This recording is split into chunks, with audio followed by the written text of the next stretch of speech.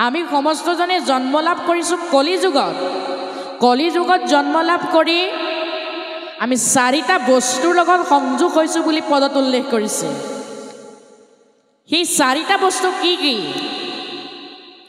ও শুনিও কপাসদ কৰিও উদ্যোগ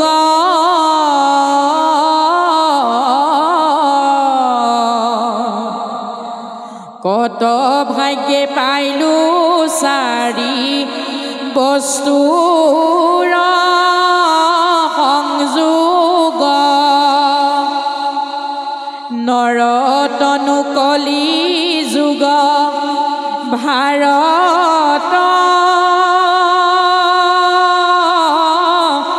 বৰিষ আৰু কৃষ্ণ কথা তাতে আতি অকৰ দিশ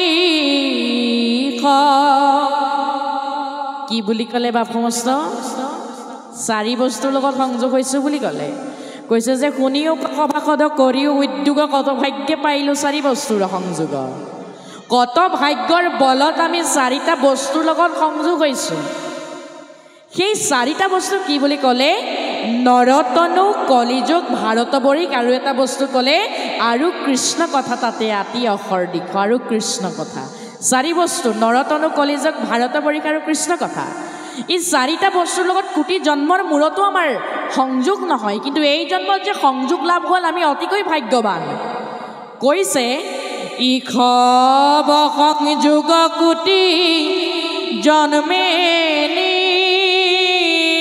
মিলয় হেন জানি ঘুষিও ক কৃষ্ণৰ বিজয়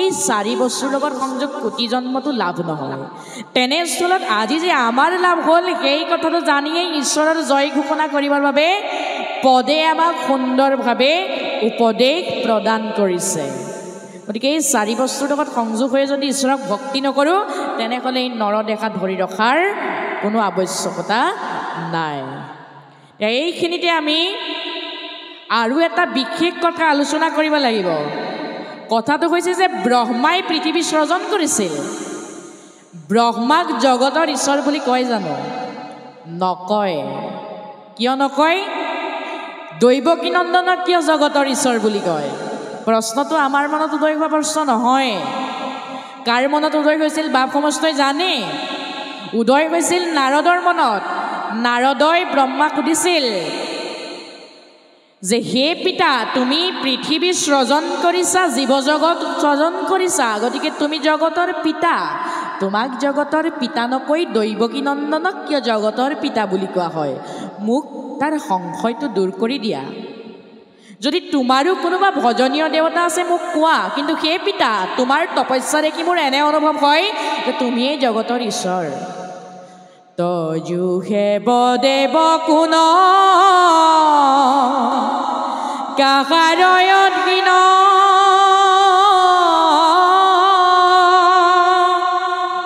স্বৰূপত কহা তুমি কিবা কৰি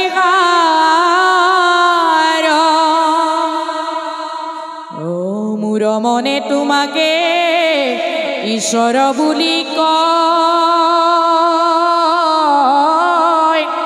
তজু তপ দেখি তাতো সংশয় লাগয় যে পিতা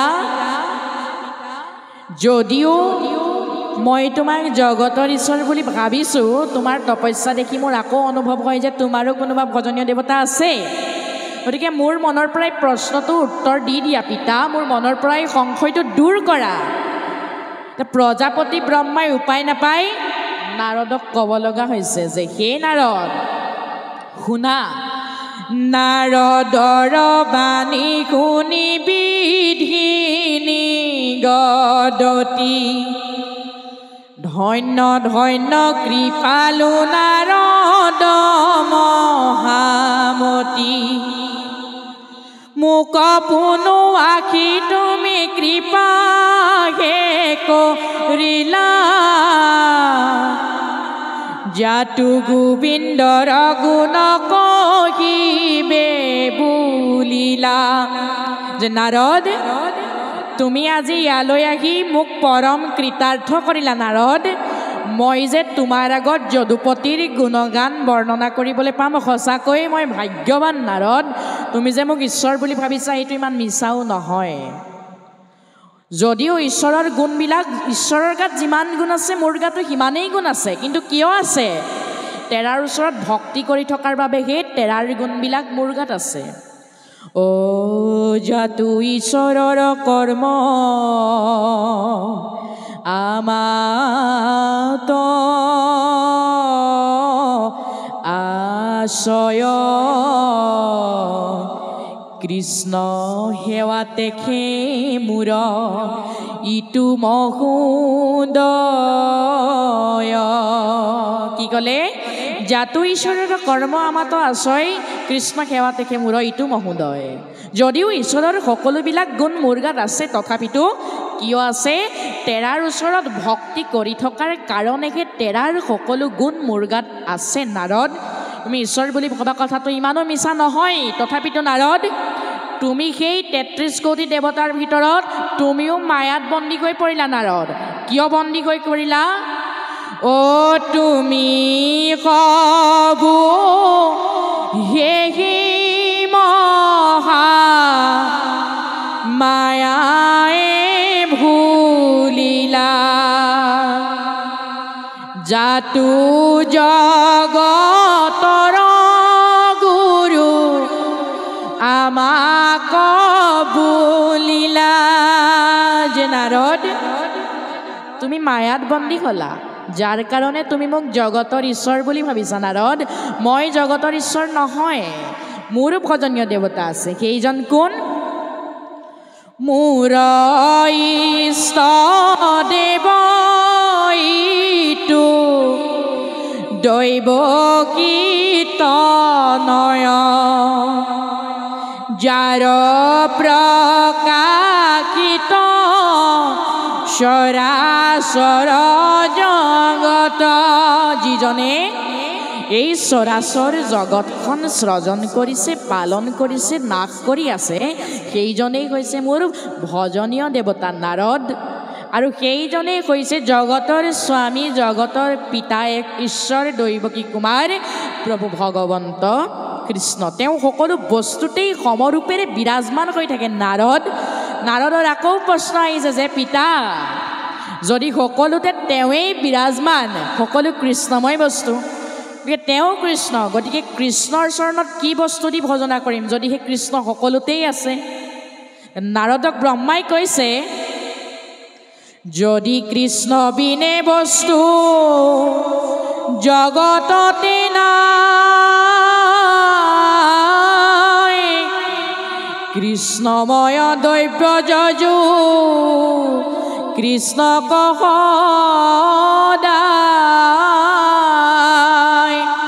নাৰদ, যদি কৃষ্ণৰ বিনে বস্তু এই জগতখনতেই নাই, তেতিয়াহ'লে কৃষ্ণময় বস্তুৰে তেওঁক ভজনা কৰিব লাগিব। প্ৰশ্ন আকৌ উদ্ভৱ হ'ল যে কৃষ্ণময় বস্তু কি?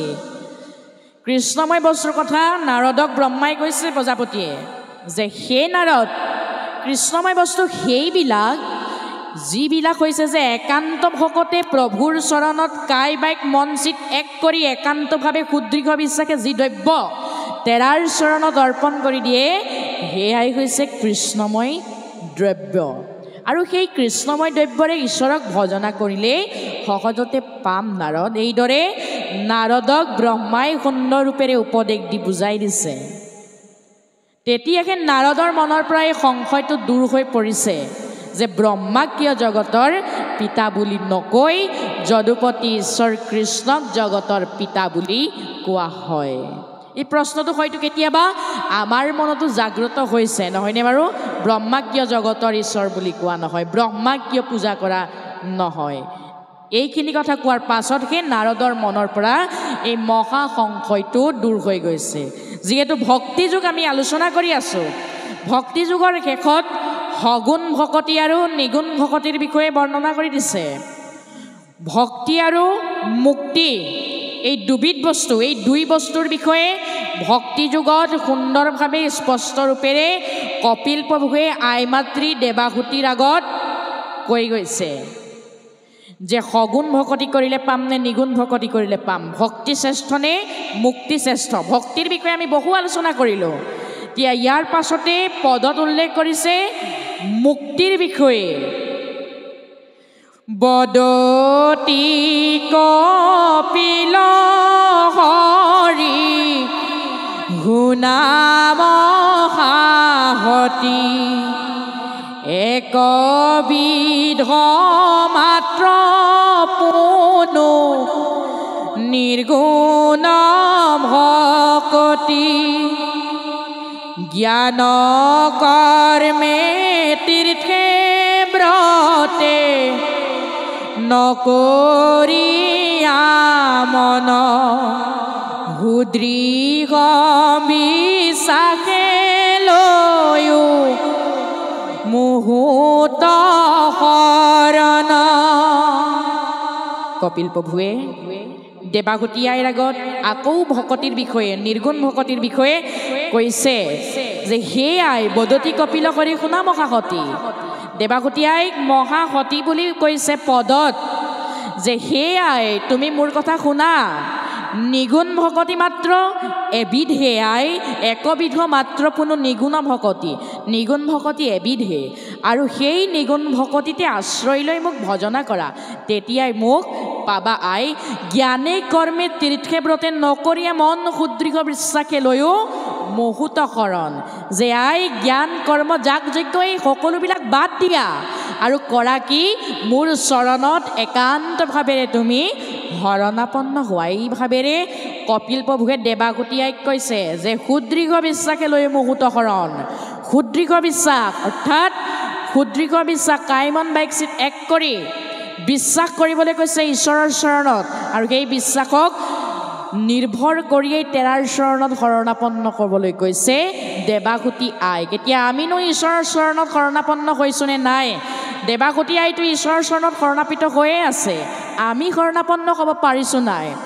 পুৱা গধূলিটো আমি গায়ে আহোঁ শৰণৰ ঘোষা যোগা। কি বুলি গাওঁ? ইয়াতো গাইছে চাগে। অ যাদৱ যদু নন্দন মাধৱ মধুসূধন তুমি নিত্য নিৰঞ্জন নাৰায়ণ তোমাত লৈলো শৰণ। কি কৈছোঁ? যে তুমি নিত্য নিৰঞ্জন নাৰায়ণ তোমাত লৈলো শৰণ। নাৰায়ণত শৰণ লৈছোঁ বুলি কৈছোঁ, কিন্তু প্ৰকৃত অৰ্থত আমি জানো শৰণ ল'ব পাৰিছোঁ তেৰাৰ চৰণত? শৰণ ল'ব আমি পৰা নাই। আমি কি ভাবি শৰণ লৈছোঁ? বোলে ইতিমধ্যে কন্যাগৰাকী বিয়া দিবৰ উপযুক্ত বয়স সমাগত, যদি শৰণ ভাগি নিদিয়াও সেই কন্যাগৰাকীৰ হাতেৰে কোনো চাহ একাপো ভক্ষণ নকৰে, সেই ভাবি শৰণ দিছোঁ। ইতিমধ্যে পুত্ৰয়ো কন্যা আনি ঘৰত সোমাব হ'ল, শৰণ নিদিলে বিয়াখনলৈ কোনো নাহিব, এই ভাবি শৰণ দিছোঁ। তাক কৈছে চাহ খোৱা শৰণ আৰু ভাত খোৱা শৰণ। প্ৰকৃত প্ৰেক্ষিতত আমি ঈশ্বৰৰ চৰণত সুদৃঢ় বিশ্বাসেৰে শৰণাপন্ন হ'ব পাৰিছোঁ জানো? নাই পৰা। কিয় নাই পৰা? আমাৰ মনত থকা অসূয়া, অনীতি, অবিশ্বাস, এইবিলাকৰ কাৰণে আমি তেৰাৰ চৰণত একান্ত চিত্তেৰে শৰণাপন্ন হ'ব পৰা নাই। ভগৱন্ত ঈশ্বৰে অৰ্জুনক কৈছিল যে হে অৰ্জুন, তুমি যদি পৰম মিত্ৰ বিচাৰিছা মোক বিচৰা, পৰম যোদ্ধা যদি বিচাৰিছা মোক বিচৰা, আৰু তুমি যদি চৰণ বিচাৰিছা মোৰ ওচৰত শৰণ গ্ৰহণ কৰা সখী। অ সৰ্ব ধৰ্ম এৰি এক শৰণ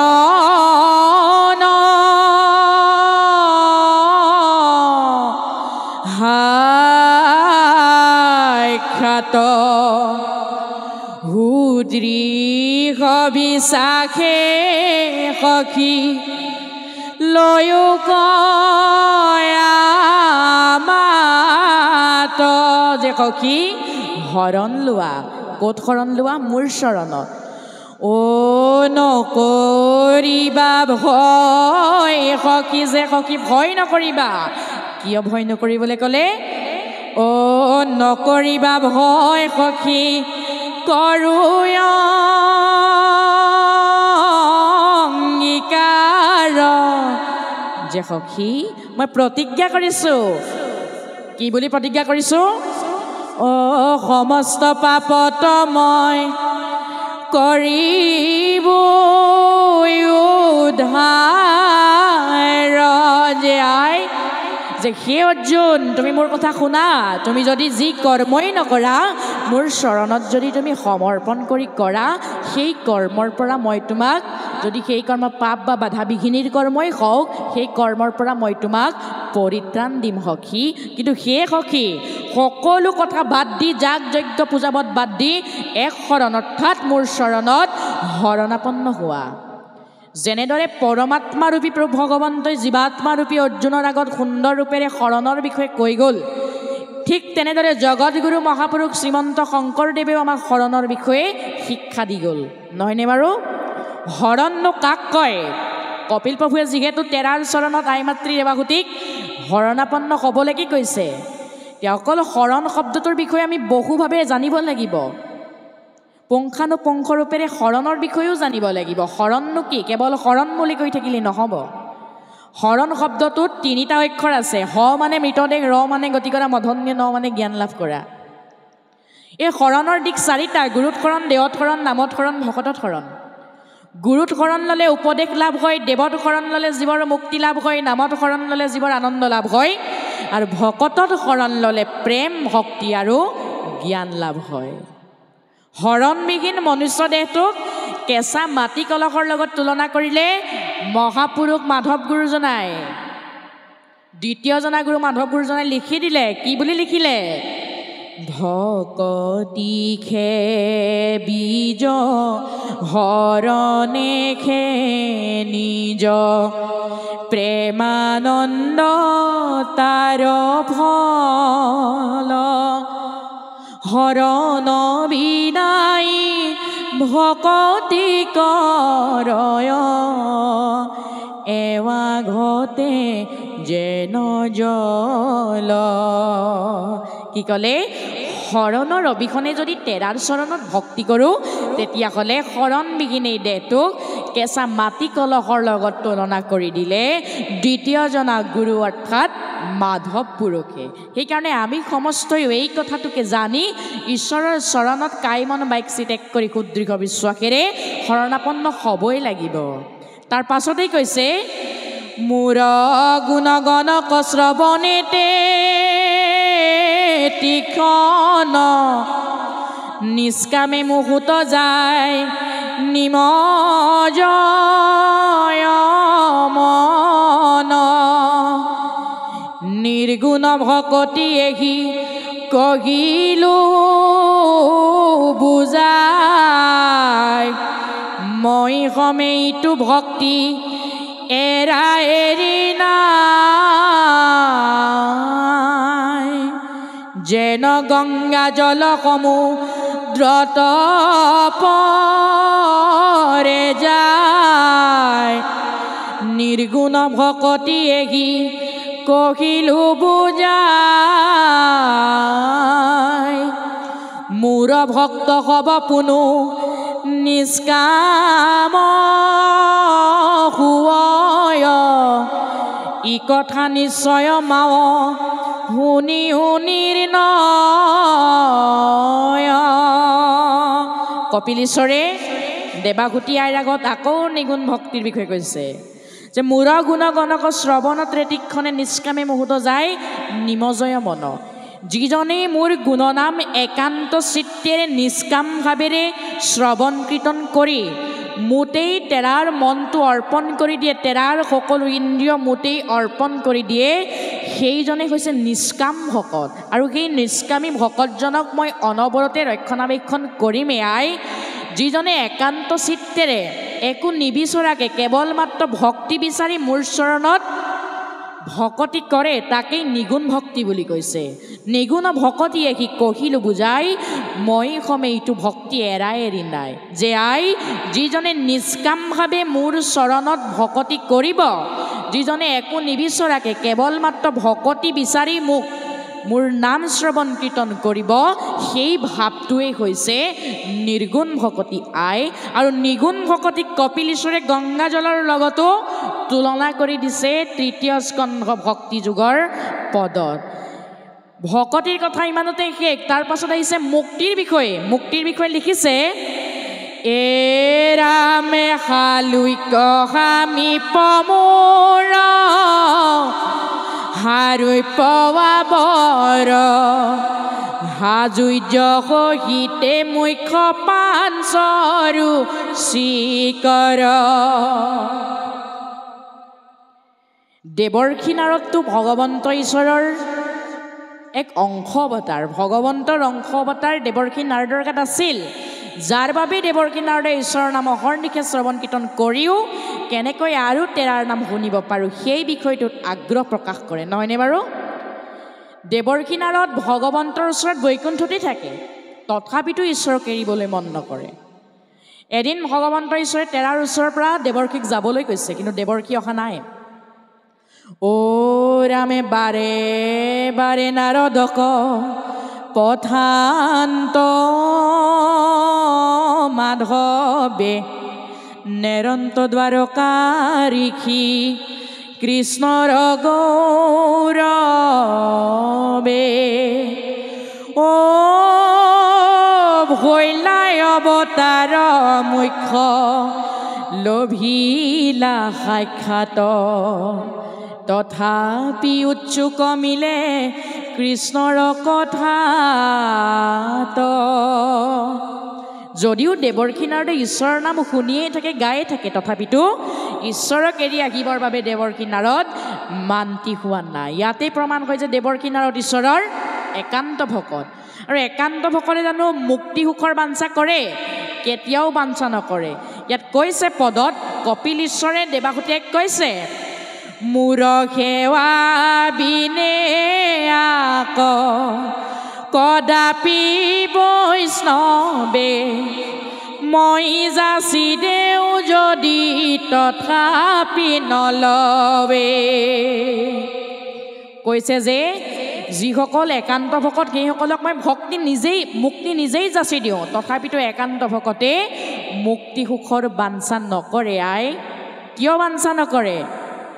এ ৰাম যদি বোলাতেৱে তাৰা ভজে কি কাৰণ ইহাৰ উত্তম দেৱে শুনা এক মন ভকতিকে মাতা তা সম্ভাৰ মহাফল তাত বিনে আন হবে দেখে কুশল। যদি ভগৱন্ত ঈশ্বৰে একান্ত ভকতক মুকুতি যাচি দিব বিচাৰে, তথাপিতো নলয় একান্ত ভকতে। ঈশ্বৰে যদি সোধে এটা কাৰণ কি, তেতিয়া কয় যে প্ৰভু একান্ত ভকতিহে লাগে, আমাক মুকুতি কেতিয়াও নালাগে। যদি মুক্তি সুখৰে বাঞ্ছা কৰি থাকোঁ তেতিয়াহ'লে তোমালৈ পাহৰি যাম, আৰু যদি তোমালৈ পাহৰি যাওঁ তেতিয়াহ'লে এই জীৱনটোৰ একো মূল্য নাথাকিব প্ৰভু। এইদৰে কপিল প্ৰভুৱে দেৱাহুতি আইক কৈছে। কিন্তু এদিন এজন ভকতে এই বিষয়টোত উপলব্ধি কৰিব নোৱাৰিলে যে ভক্তি শ্ৰেষ্ঠ। কি কৰিলে? ভগৱন্ত ঈশ্বৰক ক'লে, বোলে প্ৰভু মোৰ ভক্তিত তুষ্ট হৈছানে? ভগৱন্তই গম পালে অহংকাৰ হৈছে, তেওঁ পতনো নিশ্চয় হ'ব। ভগৱন্ত ঈশ্বৰে ক'লে, হয় মই তোমাৰ ভক্তিত তুষ্ট হৈছোঁ। যদিহে তুমি মোৰ ভক্তিত তুষ্ট হৈছাই প্ৰভু, মোক মুক্তি দিয়া নাই কিয়? ভগৱন্ত ঈশ্বৰে ভাবিলে এওঁ মুক্তি লাগে। হয় মই তোমাৰ ভক্তিত তুষ্ট হৈছোঁ, যদিহে তোমাক মুক্তি লাগে, যদিহে মই থকা ঠাইলৈ যাবলৈ তোমাৰ ইচ্ছা হৈছে, তেতিয়াহ'লে মই ৰথ পঠাই দিম, কাইলৈ তুমি যাবাগৈ। ৰথো পঠাই দিলে, দিব্য ৰথ পঠাই দিছে। ভকতজনক লৈ গ'ল আৰু বৈকুণ্ঠত 5 বিধ মুক্তিৰ ভিতৰত এবিধ হালুক্য মুক্তি প্ৰদান কৰি বহুৱাই ৰাখিলে। মুক্তি প্ৰধানত 5 বিধ ইয়াত লিখি দিলে। হালুক্য সামিপ মোৰ হাৰুই পাবৰ হাজুৰ্য সহিতে মুখ্য পাঞ্চৰু চিকৰ। কি ক'লে? হালুক্য সানিব্য সাৰোগ্য সাৰিপ্য লিনবা নিৰ্বাণ, এই 5 প্ৰকাৰৰ মুক্তি। এই 5 প্ৰকাৰৰ মুক্তিৰ ভিতৰত প্ৰভু ঈশ্বৰে ভকতজনক দি থৈ দিলে হালুক্য মুক্তি। এদিন দুদিন পাৰ হৈ গ'ল, ভকতজনৰ মনোভাৱ আছিল বৈকুণ্ঠত যাম, ঈশ্বৰক লগ কৰিম, তেওঁৰ লগত আলাপ আচৰণ কৰিম, হাঁহি ফূৰ্তি কৰিম। তো এইবিলাক সকলো মিছা হ'ল। ভগৱন্ত ঈশ্বৰ তেওঁৰ মুখৰ আগেদিয়ে যায়, মাত বোল নকৰে, মুখলৈ নাচায়। ভকতজনৰ চিন্তা হ'ল প্ৰভু ঈশ্বৰে মোক বেয়া পালে নেকি? ভকতজনে কি কৰিছে, ভগৱন্ত ঈশ্বৰক আগভেটি ধৰিছে আৰু সুধিছে বোলে, প্ৰভু মই ইয়ালৈ অহা 5 দিন হ'ল, তুমি মোৰ মুখলৈ নোচোৱা, মাত বোল নকৰে, কিবা বেয়া পালা নেকি প্ৰভু? ভগৱন্ত ঈশ্বৰে কৈছে, নাই, মই তোমাক বেয়া পোৱা নাই। মই যেতিয়া নেকি বৈকুণ্ঠতে নাথাকোঁ, তোমাক লগ কৰিম কেনেকৈ? বোলে প্ৰভু তুমিচোন বৈকুণ্ঠতেই থাকা। বোলে নাথাকোঁ, মই দেৱকী নাৰদক আগতে কৈছিলোঁ। কি বুলি কৈছিলা প্ৰভু? ৰাম কৃষ্ণে নাৰদক আছিলা কৈ, বৈকুণ্ঠত মই নাথাকোঁ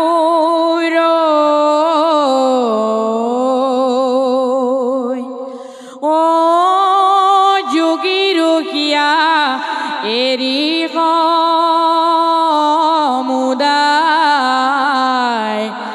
ভকতত থাকোঁ মই কীৰ্তন চাই। যে মই ক'ত থাকোঁ? মই সাধুৰ সংগতো নাথাকোঁ, মই যোগীৰ হৃদয়তো নাথাকোঁ, মই বৈকুণ্ঠতো নাথাকোঁ। মই ক'ত থাকোঁ? ভকতে নাম লোৱা ঠাইত গৈহে মই থাকোঁ। যদিহে মই বৈকুণ্ঠতে নাথাকোঁ, তোমাক লগ কৰিম কেনেকৈ? এতিয়া ভকতজনে ভাবিলে, যদিহে প্ৰভু বৈকুণ্ঠত নাথাকে, মোক লগ কেনেকৈ কৰিব? এতিয়া ভকতজনে কৈছে যে প্ৰভু মই বুজিলোঁ, ভক্তি শ্ৰেষ্ঠ নে মুক্তি শ্ৰেষ্ঠ। গতিকে প্ৰভু এই কথা বুজাৰ পাছত তুমি মোক য'ৰ পৰা আনিছিলা তাতে থৈ আহাগৈ। ভকতজনৰ চিন্তা আছিল, মুক্তি ল'ম, ঈশ্বৰৰ ওচৰত যাম, ঈশ্বৰৰ লগত আলাপ আচৰণ কৰিম, কথা বতৰা পাতিম, হাঁহি ফূৰ্তি কৰিম। কিন্তু এইবিলাক বিপথে পৰিচালিত হ'ল, ঈশ্বৰ বৈকুণ্ঠত নাথাকেই। ভকতজনে এই কথাটো বুজি ঈশ্বৰক কৈছে, তেনেহ'লে প্ৰভু য'ৰ পৰা আনিছিলা মোক তাতে থৈ আহাগৈ। তেতিয়াহে তেওঁ বুজি পাইছে যে ভক্তি শ্ৰেষ্ঠ নে মুক্তি শ্ৰেষ্ঠ।